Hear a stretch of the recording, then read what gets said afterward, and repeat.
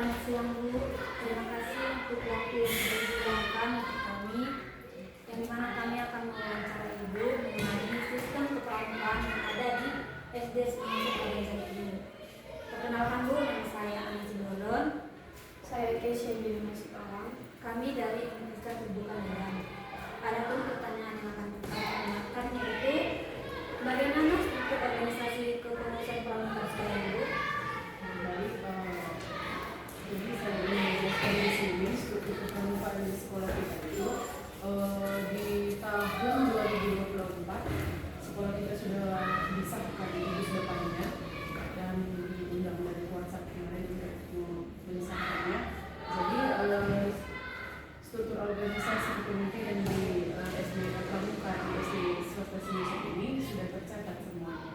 Siapa ketuanya, siapa pembina putra, siapa pembina putri. Begitu. Jadi kalau misalnya ada Bapak perlu boleh strukturnya nanti boleh saya kasih juga sama Ibu. Jadi di dalam pramuka ini agak berbeda dia. Kalau misalnya seperti kalau di sekolah kan kepala sekolah, wakil kepala sekolah gitu kan. Jadi kalau di pramuka itu dia ada namanya ketua gugus depan gitu. Kalau di pramuka itu disebut dengan gugus depan. Jadi di pramuka ini nama gugus depan kita itu gugus depan SD Sinusuk Pelajaran dan ada nomornya sudah disahkan. Jadi ada ketuanya, sekretarisnya, ada bendahara begitu, dan ada pembina putra dan pembina putri. Jadi pembina putra ini nanti dia yang akan membina yang putra untuk anggota pramuka dan pembina putri untuk yang membina putri. Jadi kalau di SD itu biasanya disebut dengan siaga namanya, ada 3 bulan yang biasanya untuk pramuka kan. Jadi kalau SD itu namanya siaga. Nah itu sistem kepemimpinan. Kalau untuk jadwalnya itu kapan saja dilakukan? Jadi kalau jadwalnya di SD kita ini diwajibkan setiap hari Jumat. Setiap hari Jumat itu dilakukan ekstrakurikuler di sekolah kita. Jadi setiap hari Jumat itu dilakukan di sekolah kita setiap jam setengah 2 dimulai dan akan pulang setengah 4 begitu. Lalu Bu, untuk kegiatan pramuka di sekolah ini Bu, apakah ada kegiatan yang dilakukan secara rutin atau ada kegiatan yang tidak dilakukan secara rutin? Ada. Kalau kegiatan rutinnya itu di dalam pramuka itu biasanya ada upacara pembuka. Setelah upacara pembuka nanti barulah kami menyampaikan materi. Nah, itu yang harus wajib kami lakukan setiap pertemuan karena ada TKU-nya setiap pertemuan itu ada materinya yang harus kami sampaikan. Jadi yang wajib itu harus ada upacara pembukanya, penyampaian materinya, lalu upacara penutup. Itu yang kalau wajib dia. Dan kalau dia yang nggak rutin itu bisa contoh kegiatannya misalnya kami persari perkembangan sehari itu kan. Nah itu harus ada konsepnya kami buat dulu gitu dan nggak rutinnya harus kami lakukan ada persari gitu sesuai dengan program kami juga gitu. Misalnya per 1 semester kami buat persari sekali gitu. Itu yang tidak rutinnya. Kalau untuk sarana dan prasarana yang digunakan Bu, apa aja? Nah, kalau untuk prasarana dan prasarana di sekolah kita untuk pramuka memang belum semuanya tercukupi, belum semuanya lengkap itu. Tapi kalau untuk prasarana itu contohnya bendera, tiang benderanya itu ada juga di sekolah kita. Karena untuk upacara pembuka begitu perlu bendera. Bendera ini berbeda dengan bendera yang di sekolah ya. Yang tiang itu berbeda, dia khusus gitu. Yang ini pun bawa, ada juga tubuhnya gitu benderanya. Lalu ada juga kalau misalnya ada materi semapor, sanjit semapor itu ada juga alatnya yang benderanya itu sudah ada. Lalu tali temali dari gitu.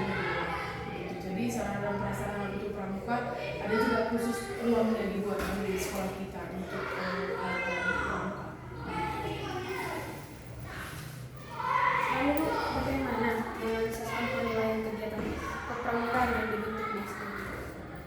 Jadi penilaian untuk sistem kepramukaan di sekolah kita ini kan di dalam pramuka kami pembina putra dan putri bertugas membuat TKU, tanda kesepakatan umum. Jadi TKU ini isinya yang harus dicapai siswa, materi yang harus dicapai siswa.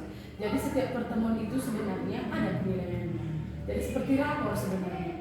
Jadi TKU ini nanti misalnya contohnya lagi ya panen memasak misalnya gitu. Jadi ada penilaiannya nanti di panen memasak ini. Ada nanti juga ujiannya kami buat. Gitu. Jadi nggak cuma panen memasak, ini semua yang bersangkut paut dengan kepramukaan. Misalnya tadi temani, misalnya kalau ada materi sandi morse, semua dinilai itu. Jadi penilaiannya ini nanti kemana? Di dalam rapor siswa nanti untuk akhir semester nanti diterakan itu nilainya. Nanti ada kegiatan ekstrakurikuler pramuka A gitu. Jadi ekstrakurikuler ini juga bukan hanya untuk ekstrakurikuler aja. Jadi tetap juga ini untuk penilaian siswa dinilai rapor gitu. Juga apa saja Kak prestasi yang sudah diraih melalui kegiatan kepramukaan ini?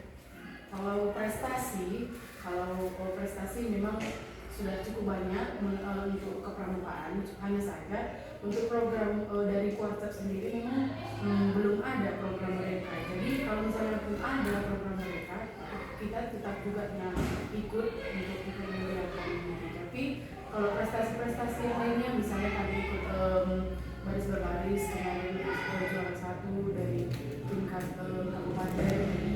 Terus lomba-lomba misalnya lari itu juga termasuk juga itu dalam kepramukaan, baris berbaris, lari. Jadi setiap ada kegiatan seperti itu anggota pramuka yang kami gunakan. Terus Bu, dari semua kegiatan yang dilaksanakan, tantangan apa saja yang sering dialami dalam kepramukaan? Kalau tantangannya di sekolah ini, mungkin di sekolah ini banyak beberapa ekstrakurikuler, kan? Ada beberapa cabang ekstrakurikulernya. Kadang-kadang anak ini kan bosan atau dia kadang jenuh atau dia punya teman yang lain di ekstrakurikuler yang lain. Nah, dia merasa kayak aku bosan aja pramuka ini, dia ganti ke ekskul yang lain sehingga anggota pramuka kita berkurang. Itu sering. Nah, kemudian ada juga beberapa sarana prasarana yang belum lengkap di sekolah ini. Misalnya kayak kemarin kami melakukan pesari, tenda belum disediakan dari sekolah. Jadi itulah tantangannya. Jadi sarana prasarana itu sebenarnya harus dipenuhi dari sekolah. Itulah tantangannya. Saya temukan Itu saja pertanyaan yang ingin kami tanyakan Bu. Terima kasih atas penjelasan Ibu, sehingga kami sudah mengetahui bagaimana sistem kepramukaan yang ada di SD semester ini. Terima kasih Bu. Dan harapan kami semua bagaimana adanya ekstrakurikuler kepramukaan yang dibentuk di SD ini dapat menjadikan siswa itu menjadi yang lebih berkarakter, berdisiplin dan bertanggung jawab. Dan harapan kami juga semoga kepramukaan ini semakin maju ke depannya. Terima kasih atas